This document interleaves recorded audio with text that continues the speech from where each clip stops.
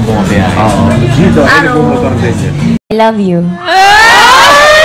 May pag-asa talagang etong si Oliver Moller na pumasok sa buhay ni Kim Chiu.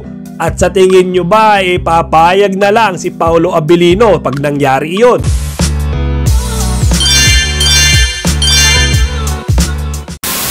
Magandang araw mga kachika!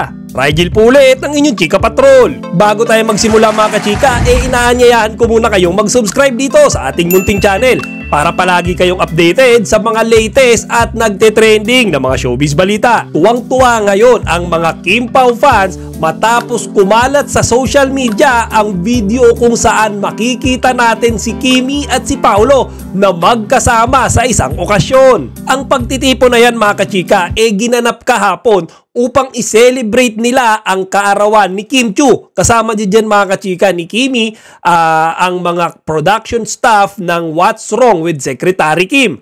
At syempre, ang nagpa-excite sa lahat mga kachika matapos niyang ipakita na katabi at kasama niya dyan si Paolo Abilino. Sa totoo mga kachika, marami yung kinakabahan ngayon sa biglang pagsulpot ni Oliver Moller dito nga sa tambalang Kim Pao. Dito si Oliver, oh! Parang may binibisita siya rito. Oo, si Kim Chiu yata binibisita. Hi, Oliver! Are you courting him?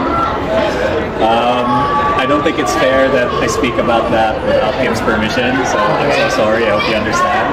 Marami mga kachika yung bumoboto ngayon sa Kimber. Actually, no, sa last content ko nga gumawa pa ako ng survey kung sino ba ang mas marami, ang Kim Pao fans o ang bagong Kimber fans. Ngayon mga kachika, dun sa video nga na yan na ipinakita ko, marami yung optimistic na tila si Kim Chiu talagang si Paolo pa rin ang natitipuhan. Kasi pinlex nila mga kachika sa social media yung video na magkasama sila, na sweet sila ni Paolo sa isa't isa. Wala pa naman kumakalat na video ngayon kung saan makikita nating si Kimi kasama ni Oliver Moller or sila ba nagdi-date or magkasama sa isang video. Wala pa ngayon mga kachika, pero kinakabahan tayo mga Kim Pao fans. Paano kaya pagka bigla na lang may sumulpot na ganyan na magkasama ang Kimber? Pero mga kachinga, tignan din natin kasi meron ding edge si Oliver kung matatandaan natin. Cebuano sila pareho ni Kimi.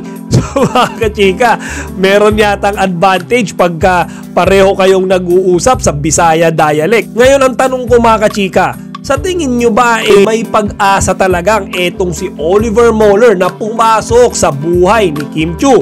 At sa tingin nyo ba papayag na lang si Paolo Abilino pag nangyari iyon? Ilagay nyo dito sa comment section para mapag-usapan natin. Chika Patrol signing out. Kachika, huwag niyong kalimutan mag-like, comment, and subscribe. Para sa iba pang mga celebrity news, i-click lamang ang mga videos na ito.